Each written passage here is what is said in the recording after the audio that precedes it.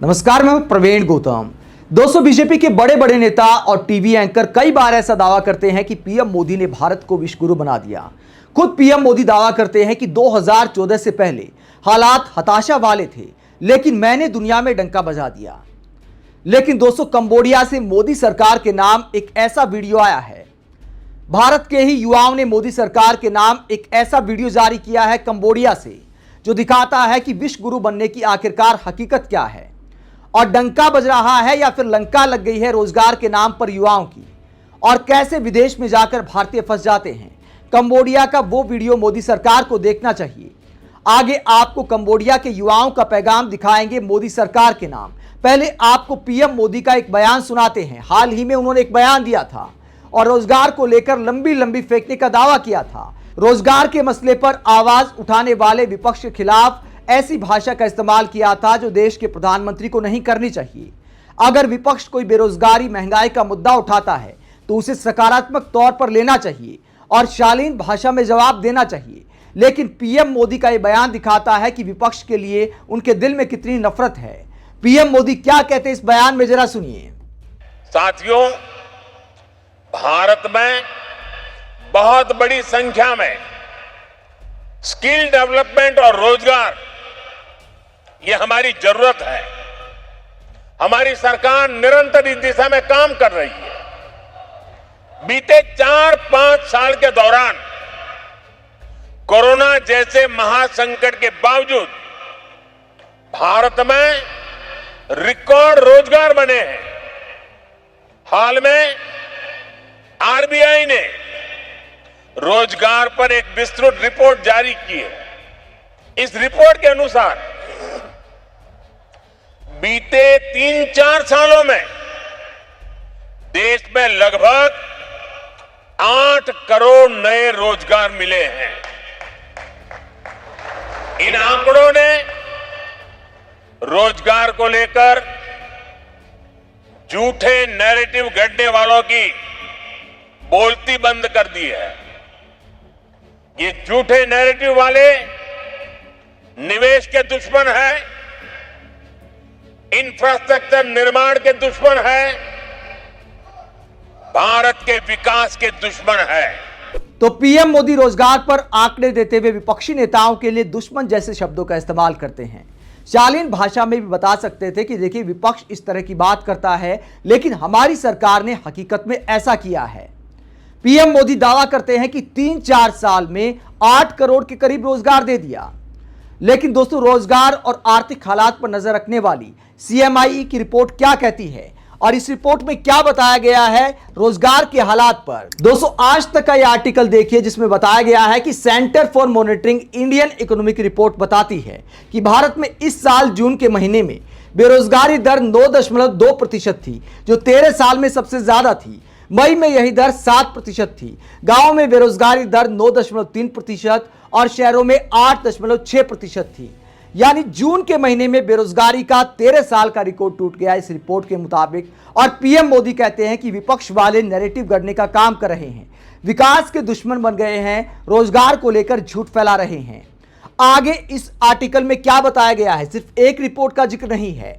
भारत में सबसे ज्यादा बेरोजगारी पढ़े लिखे युवाओं में है। हाल ही में इंटरनेशनल लेबर ऑर्गेनाइजेशन की रिपोर्ट बताती है कि 2023 तक भारत में जितने बेरोजगार थे, उनमें से 83% युवा थे। इतना ही नहीं, 2 दशकों में बेरोजगारी में पढ़े लिखे युवाओं की हिस्सेदारी लगभग दोगुनी हो गई है। इंडियन लेबर ऑर्गेनाइजेशन की रिपोर्ट बताती है कि साल 2000 में बेरोजगारों में पढ़े लिखों की हिस्सेदारी 35.2% थी, जो 2022 तक बढ़कर 65.7% हो गई। यानी करीब 30% का इजाफा हुआ है पढ़े लिखे बेरोजगारों में।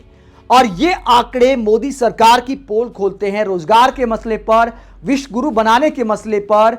और जो डंका बजाने की बात है, वो दिखाता है कि रोजगार के मामले में युवाओं की लंका लग गई है। आंकड़े कुछ भी फेंक दो हवाओं में, उसमें क्या जाता है। और दोस्तों, कंबोडिया से जो वीडियो आया है, वो एक बार फिर दिखाता है कि हमारे देश के युवा कहीं भी जाने को तैयार हैं। इजराइल जैसे युद्ध क्षेत्र में मजदूर बनने को तैयार हैं। उसके लिए भी भारी संख्या में जब भर्तियां निकाली जाती हैं, तो भारी संख्या में युवा जुट जाते हैं। हालात संभालने मुश्किल हो जाते हैं, तो युद्ध क्षेत्र में जाकर अपनी जान जोखिम में डालकर भी कमाई करने को तैयार हैं भारत के युवा। और ऐसे ही कुछ युवा कंबोडिया में फंस गए और किस तरह की गुहार लगाते हैं, मोदी सरकार से अब घर बुलाने की गुहार लगा रहे हैं कि हमें जल्द से जल्द वापस बुलाया जाए, क्योंकि हमें स्कैम करके बुलाया गया, धोखा देकर यहां फंसा दिया गया, जेल में भी रहना पड़ा। क्या कहते हैं युवा, जरा सुनिए।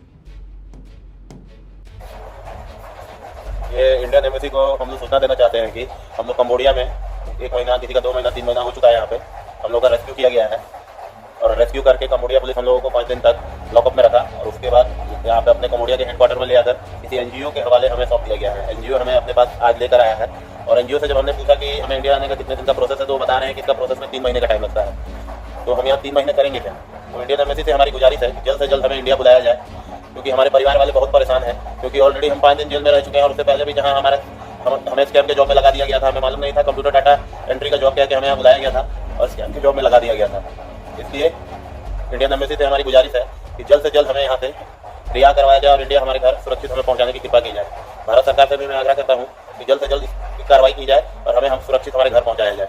इसके लिए हम भारत सरकार का बहुत बहुत आभारी रहेंगे।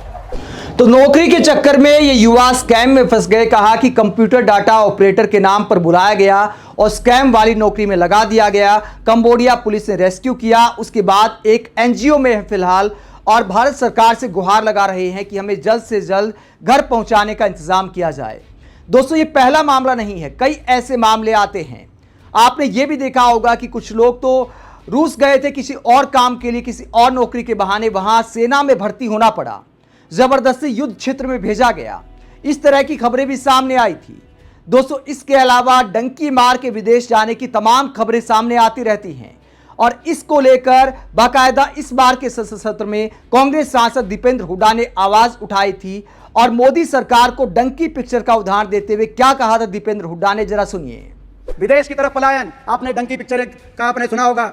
आज हरियाणा का नौजवान, जो नौजवान देश की सीमा पे जाकर देश के दुश्मन से लड़ने की बात करता था, आज वो जान हथेली पे रखकर अपना घर बार छोड़कर पैनमा के जंगलों के रास्ते में होते हुए अमेरिका की सीमा लांघकर जब अमेरिका में प्रवेश करता है मजदूरी करने, तो उसके घर में दिवाली बनती है, पटाखे छूटते हैं। आज आप बात कर रहे हैं अमृतकाल की। ये कैसा अमृतकाल है कि हमारे नौजवानों को अपना देश छोड़कर विदेश में जाना पड़े और कहीं जा रहा है हमारा नौजवान अमेरिका में, तो जो सीमा पर दुश्मन से लड़ने की बात करता था, आज वो यूक्रेन और रूस के युद्ध में जाकर हरियाणा का नौजवान लड़ने की बात कर रहा है। ये कैसा अमृतकाल है। दोस्तों, युवाओं के ये हालात दिखाते हैं कि रोजगार के मामले में हम कहां खड़े हैं और जब तक हमारे युवा स्वाभिमान को ताक पर रखकर, अपनी जान को ताक पर रखकर ऐसे विदेश में नौकरी मांगने जाएंगे, तब तक क्या हमें अपने आप को विश्वगुरु कहलाने का अधिकार है? क्या हमें ऐसे दावा करना चाहिए कि हमारे नाम का डंका बज रहा है, जबकि युवाओं की ऐसे लंका लग गई है? और ज्यादातर ये हिंदी भाषी क्षेत्रों के ही युवा हैं। ये कंबोडिया में जो युवा फंसे हैं उनमें ज्यादातर बिहार, यूपी के बताए जा रहे हैं, जहां पर ज्यादातर धर्म की राजनीति की जाती है।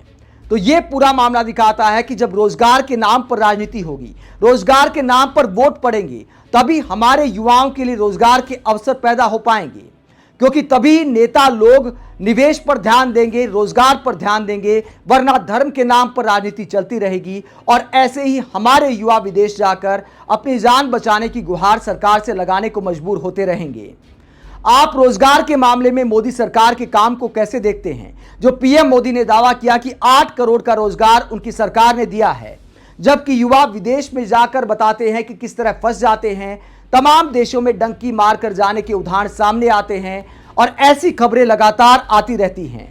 कमेंट बॉक्स पर अपनी राय जरूर दें। अगर आप हमारी पत्रकारिता को पसंद करते हैं तो थैंक्स के ऑप्शन का इस्तेमाल करके आर्थिक सहयोग भी दे सकते हैं। इसके अलावा वीडियो को लाइक करें, चैनल को सब्सक्राइब करें। नमस्कार।